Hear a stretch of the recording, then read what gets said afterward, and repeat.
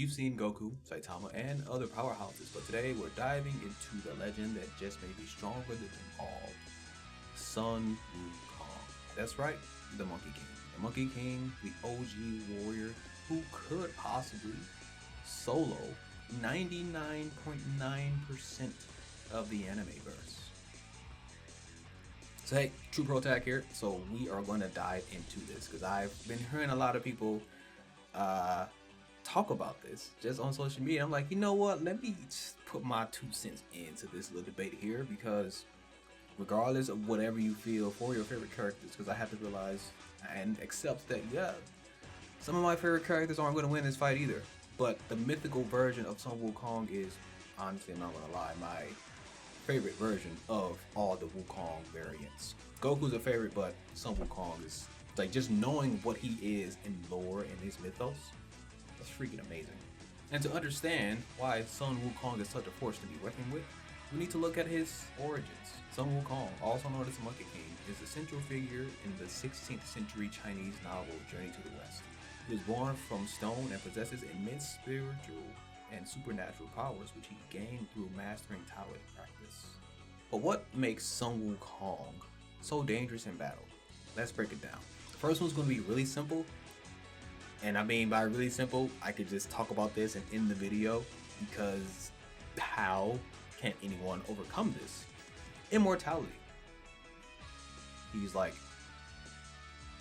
more than probably even infinitely amount of times immortal because over the course of his life he gained multiple forms of immortality. He ate the peaches of immortality, which is like just a preference. I'm going to be using like I mentioned in the past, overly sarcastic summary. So like if after this video you want to learn more about Sun Wukong without reading the thick boy of the Journey to the West, check out their video because they break it down into parts and it's like really cool because they summarize everything that happens in the Journey to the West in like episodic videos, and it's really amazing. So definitely check them out. I'm going to put it, it's going to be over here. Definitely check them out because in this imagery you will see that there's a whole field of forest of like these peaches of immortality, and he eats all of them before the banquet happens. And he also consumes Lao Ji's pills of longevity, and that this literally translates to pills of immortality. He eats those, and then he also drinks other elixirs of immortality, which you will also see in the video because like I said, OV Sarcastic Productions, they summarize the events of the Journey to the West. And then on top of that, he erased his name from the book of life and death. So this also this also translates to Light Yagami or Misa Misa or what's the other one name? Kita. What's the other cuter name? Teru Mikami? No, whoever. If they write his name in the death note, he's not having a heart attack. And if he does have a heart attack, it's just it won't result in death because of immortality. So yeah, most anime characters won't even be able to put him down for good. Kamehameha, he gets hit, gets back up. Every version of Rasen Shuriken you can think of, he just gets back up because he can't die. Yeah, so that all brings it up to the point. How can you beat someone that has immortality? How can you beat someone that can't die? You just can't. You just can't. Not sorry at all. You just can't. Gojo doesn't win. Goku doesn't win. Naruto doesn't win. So many characters just do not win this fight. And I really want you guys to understand this because, like I said, this one fact alone, I was like, oh, I can end the video right here. Because it's so funny. Because like I know, I thanks to again, overly sarcastic productions.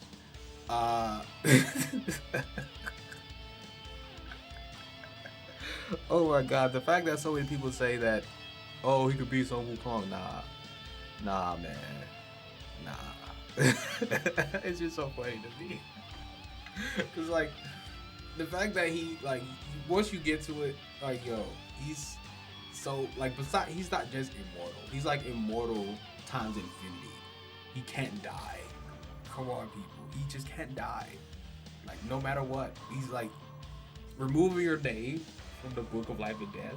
So even if he writes his name down in the death note, he's not going to die because by definition of that action alone, his name isn't there. So let me explain this. So his name isn't there in the book of life and death, which means even if he were to die, he wouldn't die because he wouldn't have anywhere to go.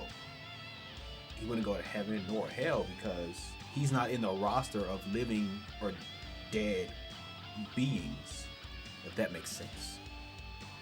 Hope it does. I'm trying to remember.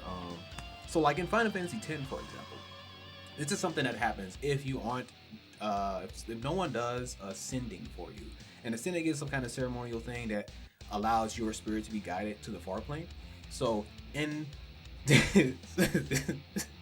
it's just like with Auron from Final Fantasy X. If you haven't played Final Fantasy X, I recommend it. It was my first Final Fantasy, and I learned after playing it like 5 different times that it's my favorite one. And then maybe because I played it so often, but that's besides the point. So it's like that. The fact that Auron was not given a ascending to the far plane, his spirit walks around in physical form, and you were able to play with him as a character in your party. But either way, moving on. Now let's talk about power. Sun Wukong wields his power pole, which is called the am I pronouncing this right? Ruyi Jingu Bong or Bang. I don't know if I'm saying it right. My Chinese isn't very good. Which is a magical staff that can change size, multiply, and weigh up to 13,500 pounds. So again, it's like Goku's power pole that we see in Dragon Ball, but on steroids. On mythical steroids at that. Because with this staff being as heavy as it is, it was literally like a pillar. I'm gonna show some clips from the overly sarcastic production. So it's literally the pillar, one of the pillars of the 4 seas.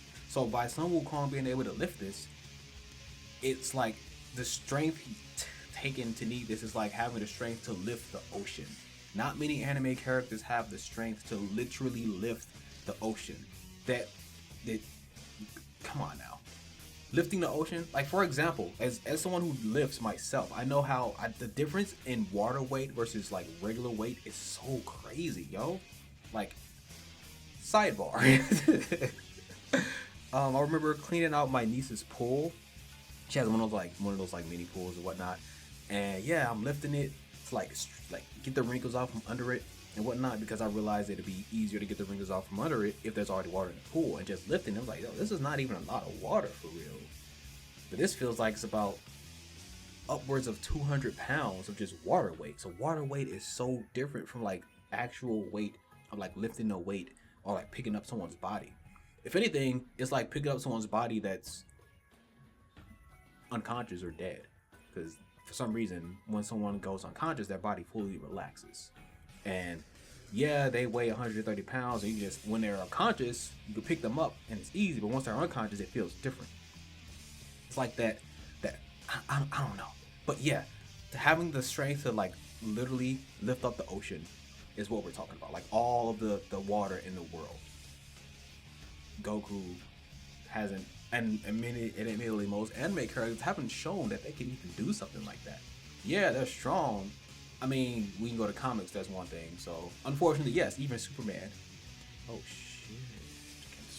How? Ooh. This is about anime. We'll keep it about anime.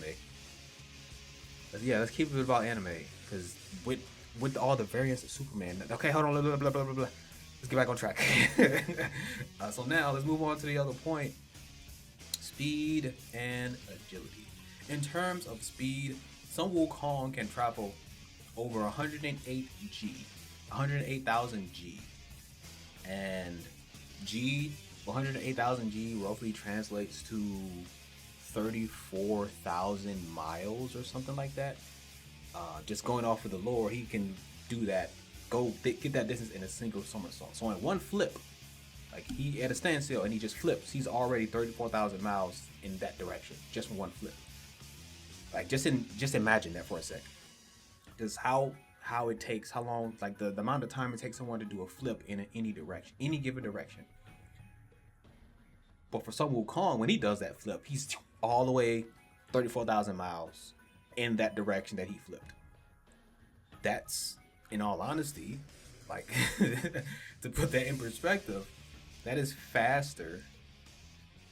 That's so much faster than most anime characters can move or even react to. Because he just flips in that direction and that's it. I mean, we can see anime characters do their flips and their dodging and blah, blah, blah. But no, we have yet to see anyone flip in any given direction. And they're already 3 continents over or something like that. 34,000 miles. It's like 4, 5, 6 states or something like that. That's a lot. That's really fast in just one flip. Not many characters can even react to that. But whether he's dodging attacks or blitzing his opponents, it's going to be hard to hit him. It's going to be hard to dodge him. Like, I mean, yeah, in the game is one thing, and it's like making it relative so that us as players and viewers can see it. But in the actual real life combat, is a wrap. Like Speed of Sound Sonic, Dunzo, Sonic, Archie Sonic. Oh my God, Archie Sonic. And okay, hold up, whoa. Like I said, we keeping it here because Archie Sonic has the ability just like stop. Oh man, you keeping it on track. This is one of my first videos I'm actually having a script, and as you can see, you probably noticed me looking over at it, so I'm making sure I'm on point because of stuff like that. Because I'll just start talking and blah blah blah blah blah. Anywho, and on to the next thing, we have durability and strength. I mean, durability already kind of, we already kind of talked about it when we were doing the Immortality, because you just get hit and get back up. Which is going to be a cool fight to see. Come to think of, like, if Sun Wukong versus Saitama, we know by default, what I've given so far, Saitama's going to lose. But it'll be a cool fight. We'll actually get to see Saitama go all out. For once. Sun Wukong has taken hits from gods like the Buddha and survived without a scratch. Has even been pinned under a mountain for 500 years and did not die. So again, it's like, yeah, good luck trying to hurt him with your typical energy attacks. Like any Kamehameha, they won't do anything. Russian Shuriken, nothing. Hollow Purple, nothing. Like I'm not even sure if it's gonna damage him, Like, yeah, these are really strong and really cool abilities and all, but this is someone that can literally defeat armies of gods, not just one god or 2 gods. We're talking about armies of gods. Like, we're talking about all of heaven. The Jade Empire is like heaven. And Wukong single-handedly beat everybody that was in the Jade Empire. These are all gods. The only one he actually could not defeat was the Buddha himself, which again, over Sarcastic Productions, they'll show you a summary of how that happened. Like, yeah, Buddha is the one that put him under the mountain, and so far canonically, Buddha is the only one that has been able to even outsmart or defeat Sun Wukong in his own mythos. In terms of strength, Wukong can easily lift his staff, which weighs over several tons, 13,500 pounds, and throw it like it's a twig. Like, he's wielding this thing like it's as simple as, like, he's wielding this thing like Keelik would. And I feel like Keelik might have some inspiration from Sun Wukong as well. Keelik is one of my favorite characters from this whole Calibur series. I'm gonna have to look into that. Moving on to the next feat that Sun Wukong has: magic and trickery. So, Sun Wukong is a master of the mystical arts. He too can control the weather, summon spirits, and even turn invisible. His trickery and illusion skills would easily outmatch characters like Aizen and Itachi. Now this one, I'm not gonna lie, I had to really sit back and think about that and be like, wait a minute, Kyokasu Igetsu?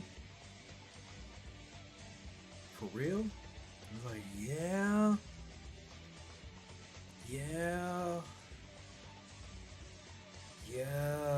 It's like, of all the characters of Bleach, my number one favorite character is Sosuke Aizen. And yeah, unfortunately, Aizen would also lose this fight. it'll be an interesting fight to see because I would like to see how this works, even with Itachi. Itachi, honestly, I don't really have a favorite. I got characters that I like in Naruto. Growing up watching it, I had favorite characters, but as I matured and got older, I slowly just didn't. I like Naruto, and it like shaped a lot of my views of like how I view friendships and bonds and whatnot. But other than that, well, hold on, Izanami. I wonder how Sun Wukong would handle Izanami. Because the only way out of Izan, that's okay. That's the only way Itachi could win. And that's if, because Sun Wukong, just imagine Goku being, Kakarot. But infinitely immortal and has everything that Wukong has. Because how the personality that Wukong has is essentially what Kakarot would be if he just stayed being a Saiyan, you know?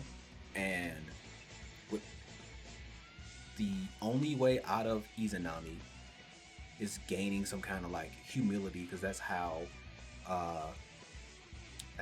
Kabuto was able to get out of it himself. He had to like gain some kind of humility, which is possible for Sun Wukong. So that pretty much makes me redact what I said, because Wukong does have his moments where he gains that humility needed to do what needs to be done. So no, dang it, Izanami doesn't work. I'm sorry, Itachi fans.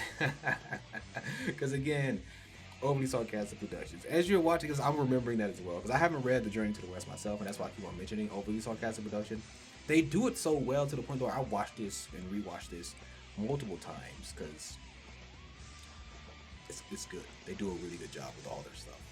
But yeah, Aizen doesn't win. Itachi doesn't win. It's, hey man, it is what it is. The breakdown of battle. So let's say this actually happens, you know? Let's say a battle between characters is going to be a thing. Let's pit him against some of the most powerful characters in anime. So first, we have Goku. Even with his mastered Ultra Instinct, or his Ultra Instinct Susanoo, which is so crazy that he has, Goku's best hope to match his strength is that. But his immortality and mystical powers give him an edge. What about, and then Saitama, like I mentioned before, yeah, sure, it'd be a great battle to witness, because we'd be able to see Saitama fight at his most powerful output of energy and everything. But how can he beat someone that never dies? And even if you were to give Saitama that bloodlust, how can you beat someone that just does not die? It'll be one punch after another, after another, after another, and it's gonna look like a thing. Like, it's gonna look like you're doing something.